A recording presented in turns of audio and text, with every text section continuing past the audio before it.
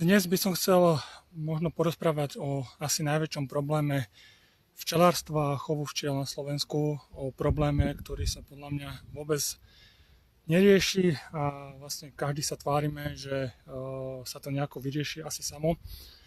No a nebude to ani o klieščíkovi, ani o chorobách, ani o žiadnych vírusoch, ale bude to o takej veci, ktorú asi najlepšie dokážem vysvetliť na praktickom príklade. Ako o mne známe, ja mám na starosti 500 rodín, mám to na 3 miestach.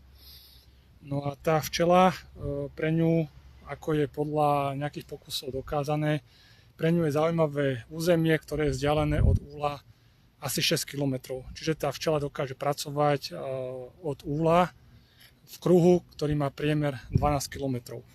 No a samozrejme pre včelára z pohľadu plnenia medníkov a produkcie medu je tá vzdialenosť samozrejme výrazne kratšia, ale pre včelu je zaujímavých teda 6 km od úla na každú stranu. 12 km kruhu je podľa prepočtu niečo cez 110 km štvorcových. To je obrovské územie, 110 km štvorcových. Čiže na 3 miestach mám včely, dokopy teda moje včely obsluhujú 330 km štvorcových.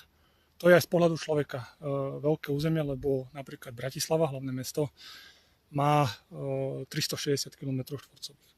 Prosím pekne, ja som na 330 km štvorcových nemal zasadenú jedinú pre včely významnú poľnohospodársku plodinu alebo medziplodinu. Na 330 km štvorcových. Za významnú plodinu samozrejme možno považovať napríklad repku alebo slnečnicu. Slnečnicu, ktorá má hlavičku ako chlapská dlaň a je pokolená, nepovažujem za pre včely významnú plodinu. A za medziplodiny možno považovať asi faceliu, možno ďatelinu, neviem, či tam patrí nejaká pohanka a tak ďalej. Čiže na 3 miestach 330 km štvorcových a nikde žiadna poľnohospodársky významná plodina. Ja by som teraz ten problém nechcel zúžiť vyloženie len na to, že poľnohospodári si nerobia svoju prácu dobre, pretože ten problém je podľa mňa podstatne širší. Začal by som samozrejme poľnohospodármi, ale ja na to vidím len ako z pohľadu laika a včelára. Možno nejaký agronóm by dal do toho viacej svetla, ale môj názor je taký, že to, čo tu v minulosti fungovalo, to poľnohospodárstvo 40-50 rokov naspäť, ktoré sa v podstate vybudovalo po druhej svetovej vojne, tak to sa cieľene a statočne zlikvidovalo. Položilo sa to na oltár toho, aby nám sem Západ mohol návoziť potraviny a všetko možné svinstvo, ktoré vypestujú a tam nechcú. A samozrejme to územie, ktoré tu dovtedy obhospodarovali tie klasické JRDčka, tak postupne sa zlikvidovalo a dostali to pod správu, minimálne aspoň tu na Záhorí sa často hovorí o Nemcoch, Holanďanoch alebo Dánoch. No chcem vidieť toho Holanďana alebo Dána, ktorý je v tej vlastníckej štruktúre toho družstva na konci alebo na úplnom vrchole, ako celý deň a celú noc je nervózny, pretože jediné jeho zmysel tu na, čo vlastne vytvára je, že pestuje nejaké plodiny, ktoré sú absolútne bezvýznamné aj z pohľadu produkcie potravín, z pohľadu včiel a tak ďalej. Čiže jediný zmysel je niečo zasadiť, nejakú úrodu teda vytvoriť, aby to z družice bolo vidieť. To samozrejme pokosiť, ak sa to dá predať, zrábnuť dotácie a ešte na to všetko, aby mu to Slováci odmakali. No. Takže to vidím ako z pohľadu veľkých družstiev, ktoré na Slovensku sú. Bez pochyby sa asi nájdú niekde na Slovensku družstva, ktoré to robia tak, ako by sa to robiť malo. Tam myslím, že je zase ten druhý problém, že aj keď produkujú kvalitné plodiny, tak nie je jednoducho ten ďalší spracovateľský priemysel, ktorý by tie ich produkty vlastne spracoval na potraviny alebo na nejakú živočíšnu výrobu a tak ďalej. Jednoducho tu sa zlikvidoval potravinársky segment ako taký. A to je ten prvý problémom včiel, lebo včely a včelári sú samozrejme v tomto celom systéme tí najzraniteľnejší. Ja by som to zhrnul do takej veci, že človek tým, ako pôsobí na nejakom území a tisíce rokov, tak je dominantným druhom samozrejme, aby mal byť zodpovedný za nejakú formu krajinotvorby. A to je to, čo podľa mňa naša spoločnosť zlikvidovala, respektíve to nerobíme. A na tú krajinotvorbu sme sa absolútne vykašľali a necháme všetko vlastne bežať samospádom a 30 rokov, pomaly už 40 rokov po tom socializme asi stále len ideme na dozvuky toho bývalého režimu. No a takže toto je to prvé, čo nám nefunguje. Ďalšia vec. Teraz boli šialené suchá.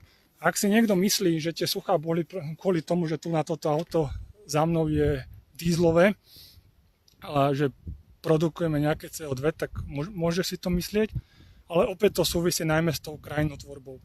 Závlhové systémy. Ja nikde nevidím, že by sa nejaké polia tu na záhorí, ktoré záhorie je postavené celé na piesku, že by sa tu vytvárali nejaké závlahové systémy, respektíve aspoň udržiavali tie, ktoré boli vytvorené. To som nikde nevidel polievať nejaké polia. A prečo by aj poľnohospodári niečo polievali, keď zasejú semená, ktoré evidentne ani vodu nepotrebujú a potom to tak aj vyzerá, že tá slnečnica je pokolená. A to sa teraz hrozne na tom smejem, lebo keď som videl toho Araba, ktorý vystúpil s tou handrou na hlave, ktorý nám sa mal prísť pomôcť s vytvorením zavlažovacích systémov, tak rozum mi to neberie, pretože Krista Boha, to tu bolo vybudované a nikto sa o to samozrejme nestaral. To je opäť to, že podľa mňa na tých družstvách chýbajú ľudia, chýbajú tam chlapi. Raz jeden politik, bývalý vlastne minister hospodárstva, tak mal taký názor, že vlastne Slováci nemusia napríklad produkovať potraviny, pokiaľ vieme vyrobiť napríklad auta. Tak super, ale vieme potraviny síce priviesť zo zahraničia, ale v tej prírode a v tom prostredí predsa žijeme. A ak nie je funkčné poľnohospodárstvo, nie je funkčný závlahový systém, tak samozrejme, že sa vysušuje krajina. Keby sa na tie polia deň čo deň liali tisíce litrov závlahovej vody, tak kam tá voda zmizne? Celá planéta je skleník, takže tá voda sa zase len odparí do atmosféry a spadne vo forme zrážok. To sa tu nedeje a z toho sú samozrejme suchá. A tým zase trpia len a len včely. Čiže toto je asi ten najväčší problém, o ktorom sa v podstate nehovorí, že tu absolútne nefunguje nejaká synergia medzi poľnohospodárstvom, na to musí samozrejme nadväzovať lesníctvo a potom sú samozrejme včelári, záhradkári, poľovníci a tak ďalej. A človek, alebo naša spoločnosť sa na toto úplne vykašľala a z toho dôvodu vznikajú jednoducho oblasti, kde bude čoraz náročnejšie chovať včely a kde nebudú včely, nebude logický život. To je jasné. Za všetko môžem spomenúť studienku, kde mám teda jednu včelnicu, mám tam necelých 90 rodín. A ja by som povedal, že tí včelári, ktorí sú v studienke, ktorí tam vlastne chovajú včely už dlhé roky, tak tí včelári za posledných 10 rokov nevyprodukovali možno toľko medu, čo ja vyprodukujem na jednej znáške tu na Stupave. Studienka je položená na piesku, tam je nulové poľnohospodárstvo, tam ľudia, ktorí majú 20 rokov, ktorí sa narodili v studienke, možno ani nevedia, ako vyzerá kombajn, pokiaľ ho nevideli niekde v telke. A pritom 40-50 rokov dozadu bolo v studienke jedno veľké alebo klasické družstvo jednoducho. Pestovalo sa tam repka, slnečnica a včelári, ktorí tam žili 40-50 rokov naspäť. Normálne produkovali med a dnes tí včelári v studienke nemajú absolútne nič, lebo krajina je vyprahnutá, lúky, ktoré niečo môžu dať, tak sa samozrejme cez leto pokosia. Takže bol tam dobrý zlatobil, ten sa samozrejme cieľene zlikvidoval, pretože je to invázna rastlina. A tak jasné, že tí včelári tam produkujú sotva 5 kg na rodinu, tak aký zmysel to má chovať včely? A tým vzniká ten hlavný problém, že začínajú sa zo včelárskej komunity vytrácať včelári, ktorí obhospodarujú 50 až 100 rodín. Jednoducho takí včelári idú do úzadia, pretože kto normálny by choval 50 až 100 rodín, tak ako v minulosti to bolo úplne bežné číslo. Keď narobíš sa okolo toho ten chlap, alebo aj konec koncov aj nejaká slečna, dáma, narobí sa ako kôň a nič z toho nemá. Tak jasné, že takíto včelári idú do úzadia a nahrádzajú ich včelári, ktorí majú 2-3 úle. No, tak takíto včelári sú absolútne z pohľadu produkcie medu a vlastne toho prínosu pre tých včiel, pre tú prírodu takmer bezvýznamný. Stačí povedať také čísla, keď máte kilometr krát kilometr krát kilometr, to máte 100 hektárov.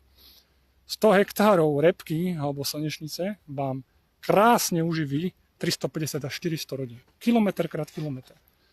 Tak keď má niekto na nejakom úseku 3 včelstva, tak aký to má význam pre tú prírodu? To je takmer nulové. No a mňa by zaujímalo z tohoto všetkého, že kde sú vlastne včelárske spolky? Čo robí Slovenský zväz včelárov? Pretože to, že sa prerozdeľujú nejaké dotácie, tak na to sa podľa mňa väčšina včelárov môže vykašľať. Či zostane 2 eurá na včelstvo, 3 eurá alebo 5 eur na 50 rodín, to je pre mňa bezvýznamné. To je bezvýznamné aj pre akéhokoľvek iného včelára. Keď má niekto 10 rodín a má dostať 50 alebo 100 eur, čo mu to pomôže, keď tie včely v okruhu 3 kilometrov nemajú zasadené žiadnu poľnohospodársky významnú plodinu. Tak za tých 100 eur jednoducho tie včely, ten pel a ten nektár cez ten letáč do toho úla neprinesú. Preto to stále hovorím, že všetky dotácie pre včelárov by som zlikvidoval, včelárom by som nedal ani euro. Ak si neschopný včelár a nevieš si zadovážiť na začiatok to, čo potrebuješ, tak si evidentne neschopný človek a nebudeš ani dobrý včelár. To je podľa mňa základná teória. Vo včelách sú zvyčajne, alebo teda hlavne úspešní ľudia, ktorí sú úspešní aj v bežnom živote a taký človek nečaká na to, že mu niekto preplatí 30% z medomedu. Ale preto včelára by bolo sakra dôležité, keby v okruhu tých 3, 4, 5 kilometrov mal každoročne zasiaté nejaké plodiny typu slnečnica, repka, facélia, ďatelina, pohanka a tak ďalej. Aby boli funkčné závlahové systémy, nech tá krajina sa nevysúša. A možno toto by to včelárstvo dalo dohromady. No, ale to sa samozrejme nedeje a spoločnosť rieši skôr samé sprostosti, typu ako najjednoduchšie z nejakého Williama urobiť na matrike Veroniku a takéto kraviny, ale myslím si, že v tom prostredí a v tej prírode žijeme v podstate všetci a tie včely sú bohužiaľ prvé na rane, ktoré tento problém zasiahne ako prvé a tým pádom samozrejme včelárov. Potom sa nemôžeme čudovať, že možno od nejakých 20-30 rokov na Slovensku a možno v celom regióne, ak sa nič nezmení, zrazu zmiznú včelári. A ostane len zo pár takých veľkých, ako som ja, ktorí to majú ako živobytie, ktorí sa s tým dokážu nejako popasovať, pretože to dokážem prebiť proste tým počtom tých rodín a ďalšími proste produktami, ktoré vyložene nesúvisia len s produkciou toho medu. Ale a ja potrebujem jednoducho, aby moje včely nosili ten nektár a pel a rozhodne mi ku včelárstvu viac pomôže, ak budem mať v dolete nejakú facéliu, s ktorými včely budú dobre plodovať a nosiť nektár a jednoducho, ak mi prinesú z facéliu 10 kg na rodinu, tak ja nepotrebujem 5 eur na včelstvo. Proste to sú zanedbateľné peniaze v porovnaní s tým, akú hodnotu má ten med. Takže na týmto by sme sa mali ako včelári začať zamýšľať, možno začať vytvárať nejaký tlak aj na spoločnosť a samozrejme na vedenie tých včelárskych spolkov, že by mali dennodenne byť do kompetentných ľudí, či na ministerstvách, alebo ja neviem kde. A jednoducho tlačí na to, že ten poľnohospodár by mal začať siať to, čo by sa siať malo, čiže žiadne hybridné plodiny, žiadne GMO. Ja som mal niekde pod Karpatami, kde mám tých 120 rodín, tak na 2 kilometre je zasadená GMO kukurica. To je v podstate komické. Takže toto by mali robiť včelárske spolky, takto bojovať za včelárov, za včely. No a možno potom by ten chov tých včel bol perspektívnejší a zaujímavejší aj pre ľudí, ktorí nechcú mať 2-3 rodiny ako prestíž, ale jednoducho chcú sa tomu venovať popri práci a zase mať aspoň 20, 30, 50 rodín, pretože 20 trojúlových včelárov nenahradí jedného 50 úlového, ktorý to robí naozaj na nejakej úrovni poctivo a kvalitne.